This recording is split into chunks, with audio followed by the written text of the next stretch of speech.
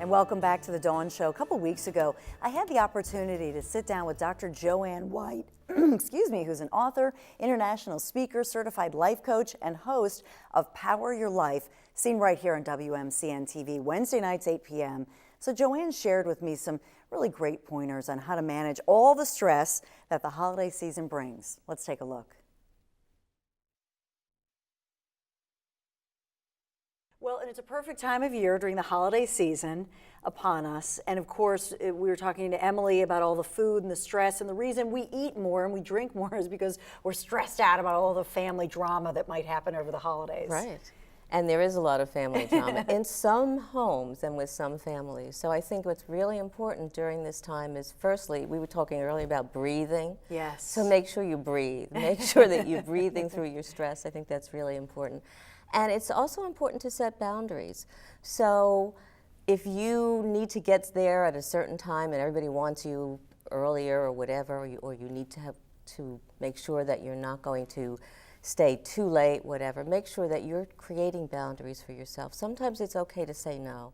Many people, especially women, have a lot of difficulty saying no. But during the holidays, it's important to make sure that you're taking care of yourself, including being responsible for yourself too. So when this is a time when people love to be overindulgent with Yes. food and drink, and then they are beating themselves up afterwards.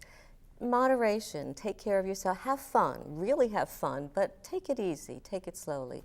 And don't go into a family gathering with all these expectations about what should happen and what could happen, because invariably it's not going to happen that way. Yeah, and I think that's the truth. Like sometimes you get so stressed out about, oh, I hope this person gets along with that person, or I hope this doesn't happen. And you just have to let it be, so to speak, right? Right. My cousin and I were talking on the phone, and she said, I hope we're having a very peaceful, she emphasized that, peaceful Thanksgiving. Sometimes people are in different political arenas, so don't choose politics as a topic to discuss so you're getting heated about it, right? This is my husband's family.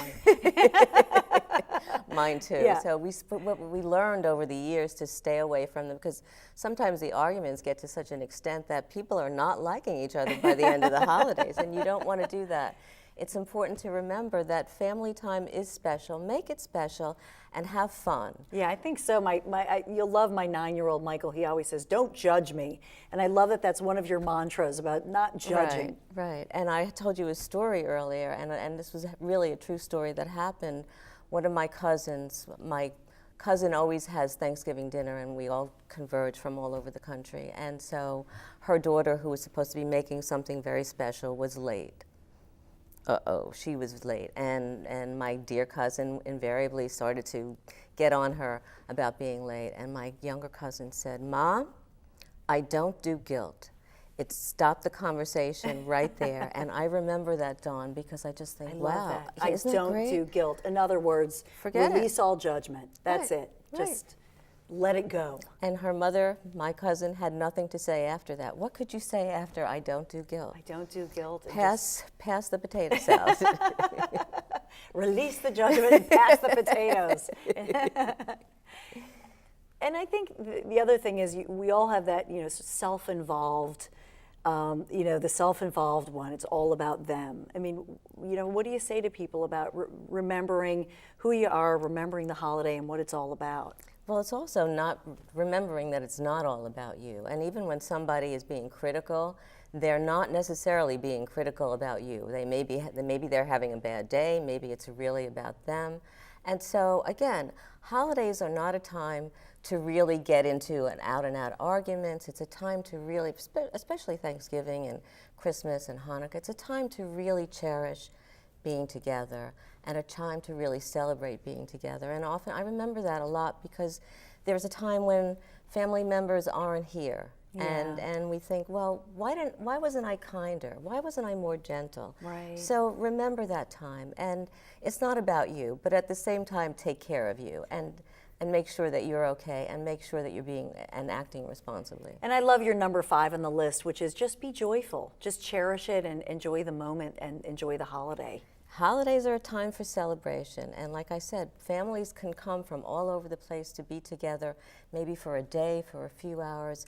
It's a time to cherish that and have fun. And being grateful, being joyful, well, actually that works on your mental health and your emotional health as well as your spiritual health. And it actually is very contagious. So if you come into your family celebration and you're joyful rather than having a morose look on your face, you're going to entice the other people to be joyful too. Oh, Dr. Joanne White, more with you when we come right back. Thanks, Dawn.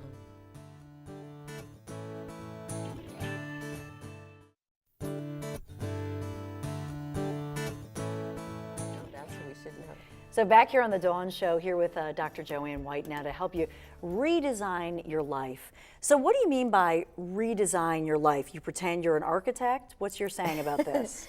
Well, it's not exactly pretending, Dawn, but what you need to do is if you decide that it's time, and you have to figure out if it's time, if what's going on in your life really right now is so intolerable or really needs tweaking. So there's a difference between totally redesigning it or just tweaking it a little bit. But you tell people, think like an architect, an author, a scientist, gardener, or a creator.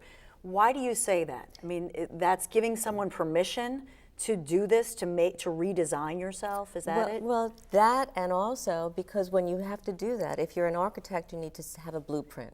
So you need to have some sense of direction. It's not like, okay, tomorrow it's January 2nd and I'm off to redesigning my life and embarking on a new career, and I have no plans, no strategy, no vision, no passion. So those are all the things that you really need: the passion, the vision, the knowledge of where you want to go, why you want to go there, how are you going to get there. So you need to set some kind of course.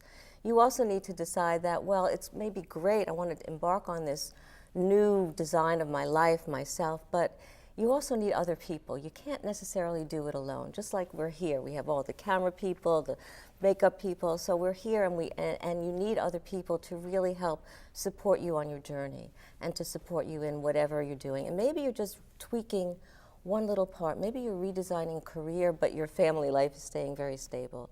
So what do you need to do for that? So it's important to think about it and not just leap. So I think the hardest part of that is that we're all comfortable. And it's hard. I mean, sometimes when you're making especially a career change or something of that nature. I went from being a news anchor for many years, and now I'm doing a talk show. And I remember the first show here on the Dawn Show about a year ago, and I had those butterflies. It's scary to redesign your life and to make those leaps. It's very scary. I'm having that right now. You'd never know it. for my new show. But I think it's important to recognize that being in the comfort zone is great, but you do have to leave it sometime to be able to embark on something else. And think about something that you did maybe way back when you had those butterflies, and it could have been when you were really young and you had to go even to middle school, okay, or to high school. There was that anticipation and excitement, a little bit of fear, but you had to do it anyway. So do it anyway, but do it with a plan.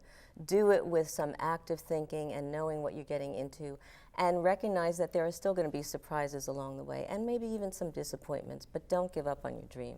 I believe that. And I think sometimes we all have that little voice. You know, we have the good angel and the bad angel. We have the little voice that says, you failed at this. And just to forget about our failures and focus on the positive and the success of things. Right. And I like to tell that voice, thank you very much. I'll take that under advisement.